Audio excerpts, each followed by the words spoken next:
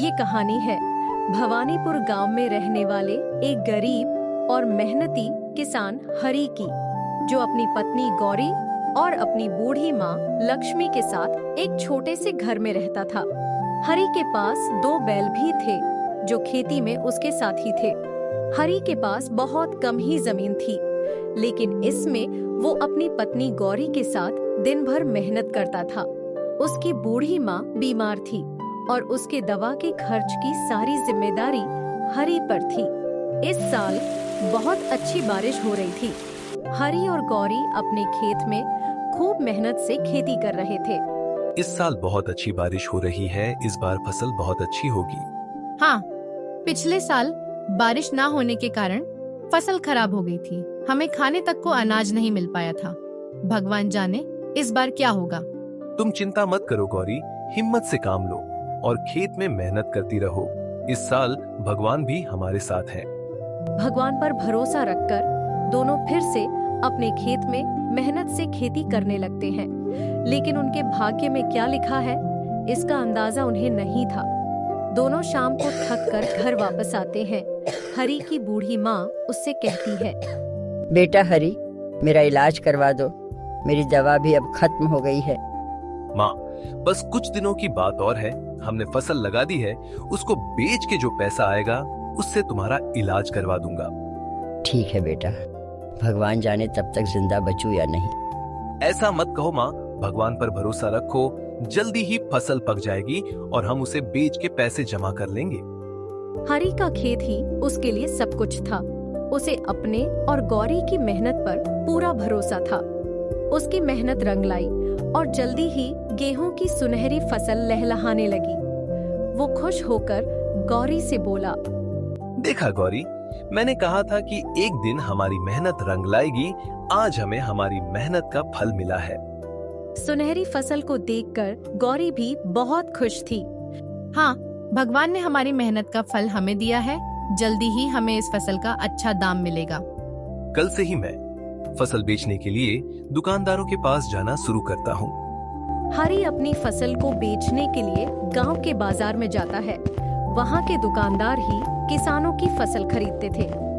नमस्कार धनीराम जी, इस बार मेरे खेत में गेहूं की फसल बहुत अच्छी हुई है। आप गेहूं खरीदना चाहेंगे? मैं तो गेहूं खरीदूंगा, लेकिन पिछले साल भी तुमने यही कहा था और खराब फसल बेचने आ गए थे।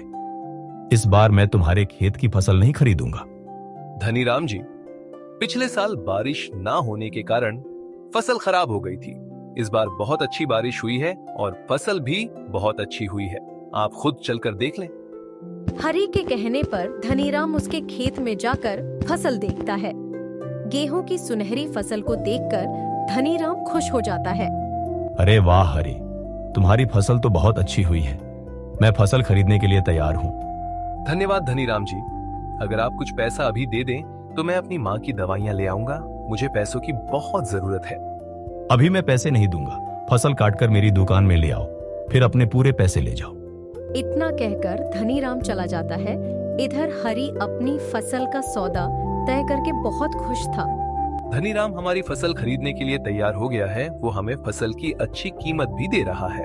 ये तो बहुत अच्छा हुआ। अब हमारे सारे दुख दूर हो जाएंगे। अम्मा का भी इलाज हो जाएगा। लेकिन धनीराम ने कहा है कि पैसे वो तभी देगा जब हम पूरी फसल काटकर गेहूं उसकी दुकान में पहुंचा देंगे। फसल पक गई है। हम कल ही फसल काटकर धनीराम को बेच देते हैं। हमें पैसों की बहुत जरूरत है। वो दोनों फसल काटने की तैयारी करने लगते हैं, लेकिन उन्हें क्या पता था कि उनकी किस्मत में कुछ और ही लिखा था। पास ही किसी ने पराली जलाई थी और उसकी चिंगारी से खेतों में आग लग गई। आग की खबर सुनकर गांव वाले भागने लगे। पूरे गांव में अफरा तफरी मच गई। इधर हरि का खेत भी जलने लगा। हरि और गौरी भी आग की खबर सुनकर अपनी खेत की तरफ भागे, लेकिन जब तक वो पहुँचे पूरा खेत जल चुका था। ये देखकर दोनों रोने लगे। गौरी, अब मैं जीना नहीं चाहता। मैं भी इसी आग में कूद के अपनी जान दे दूंगा। यह सुनकर गौरी और भी घबरा जाती है। आप ऐसा मत कीजिए। अगर हमारे नसीब में मरना लिखा होगा तो हम भूखे ही मर जाएंगे। नहीं गौरी, भूखे मरने से अच्छा है हम दोनों इस आग में कूद के अपने खेत और फसल के साथ जल के मर जाइए। आप अम्मा के बारे में सोचिए, हमारे मरने के बाद उनका क्या होगा, उनकी देखभाल कौन करेगा। अपनी माँ के बारे में सोचकर हरी को बहुत दुख होता है। वो दोनों उदास मन से वापस अपने घर लौट आते हैं। इधर गांव में खबर फैल जाती है कि जिनके खेत जल गए हैं, सरकार उनको मुआवजा दे रही है। भोला भाई, सरकार हमारी जली हुई फसलों की कीमत दे रही है, हमें चलकर अपने मुआवजे की रकम ले लेनी चाहिए। हमें इतनी आसानी से मुआवजा नहीं मिलने वाला, बहुत पापड़ बेलने पड़ेंगे। सुना है बिना रिश्वत लिए सरकारी बाबू मुआवजा पास नहीं करता। अरे भाई, 1 बीघा खेत का 25,000 मिल रहा है। सरकारी बाबू 5,000 की रिश्वत लेकर मुआवजा पास कर देता है। हमें तो 20,000 का फायदा ही है। गांव वाले अपने जले हुए फसलों का मुआवजा लेने सरकारी तहसील की ओर निकल पड़ते हैं। इधर हरी और गौरी उदास बैठे थे। अब उनके पास खाने तक के पैसे नहीं थे। उनकी बूढ़ी माँ लक्ष्मी की तबीयत और खराब हो गई थी। हमारे पास खाने के लिए अनाज भी ज्यादा नहीं बचा है, पैसे भी नहीं है कि अनाज खरीद सके। अब अम्मा का इलाज कैसे होगा? सुना है सरकार जली हुई फसल का मुआवजा दे रही है। हमारे पास 1 बीघा खेत है, उसका हमें 25,000 मिलेगा। जब तक हमें मुआवजे के पैसे नहीं मिल जाते, हमारे घर का खर्चा कैसे चलेगा? हमें कोई काम तो करना ही पड़ेगा। ठीक है, तुम कल से ही किसी बड़े घर में काम की तलाश करो और मैं सरकारी तहसील में जाकर मुआवजे के लिए आवेदन करता हूँ। अगले दिन गौरी गांव के पास स्थित कस्बे में काम की तलाश के लिए निकल पड़ती है। उसे एक बड़े आदमी के घर में पोछा लगाने और बर्तन धोने का काम मिल जाता है। उस घर की मालकिन का नाम वंदना शर्मा था। इधर हरी सरकारी तहसील में बाबू से मिलने जाता है। नमस्ते साहब, हमारी फसल जल के खराब हो गई है, हमें सरकारी मुआवजे का पैसा दिलवा दीजिए। उसके लिए खेत के कागजात लगेंगे और काम आगे बढ़ाने के लिए कुछ खर्चा भी लगेगा। कितनी जमीन है तुम्हारे पास? साहब, जमीन तो कुल 1 बीघा है, लेकिन मेरे पास पैसा नहीं है। आप मुआवजा दिलवा दीजिए, फिर पैसे ले लीजिएगा। यह सुनकर तहसील का बाबू भड़क उठा। तेरे पास पैसे नहीं है तो तेरी हिम्मत कैसे हुई यहाँ आने की? 1 बीघे के लिए 5,000 रुपए लगेंगे। चल भाग यहाँ से और बिना पैसे लिए दोबारा यहाँ मत आना। हरी उदास होकर घर चला आता है। उसने सारी बात गौरी को बता दी। अगले दिन गौरी उदास होकर पोछा लगा रही थी। उसको उदास देखकर वंदना उससे पूछती है, गौरी, मैं देख रही हूँ जब से तुम यहाँ काम कर रही हो, बहुत उदास रहती हो। अगर तुम्हें कोई परेशानी है तो मुझसे कह सकती हो। क्या बताऊं मालकिन, हमारी फसल जलकर राख हो गई और मुआवजे के पैसों के लिए सरकारी बाबू 5,000 रुपए मांग रहा है।